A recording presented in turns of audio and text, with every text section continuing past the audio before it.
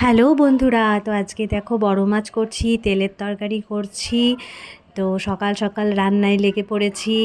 তা আলু বেগুন দিয়ে পেঁয়াজ দিয়ে তেলের তরকারি, মাছের তেলের তরকারি করছি। আর এদিকে মাছ ভেজে নিচ্ছি, রুই মাছ এটা। তো মাছের ঝোল করব।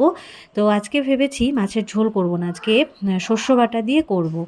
তো দেখো এই যে মাছ, এই যে পেঁয়াজ টিয়াজ কেটে রেখেছি, আলু কাটা হয়ে গেছে, আর এই দেখো শস্য ভিজিয়ে রেখেছি। তো এখন একটা সমস্যায় পড়েছি, কারেন্ট নেই, কারেন্ট চলে গেছে। তো এখন পেস্ট কিভাবে করব, তাই বসে আছি, অপেক্ষা করছি যে কখন কারেন্ট আসে। তো কারেন্ট আসলেই শস্যটা পেস্ট করে নিব, তার জন্য মাছটাও করতে পারছি না। তো কারেন্ট তো আসলোই না, তো কি করব, মাছের ঝোলই করে নিলাম আলু দিয়ে। আর কয়েকটা মাছ উঠিয়ে রেখেছি, কালকে করব শস্য বাটা দিয়ে। আর এদিকে দেখো তেলের তরকারি আমার রেডি। আর এরপর আমি স্যালাডও কেটে রেখেছি, শশা বিট, শুধু শশা বিটই কেটেছি, আর লেবু। এটা দিয়ে আজকে আমাদের দুপুরের লাঞ্চ হবে। তো এই দেখো লেবুও কাটা রয়েছে। তো আমি সাজিয়ে গুছিয়ে বসে পড়েছি খেতে। তো চলো টাটা।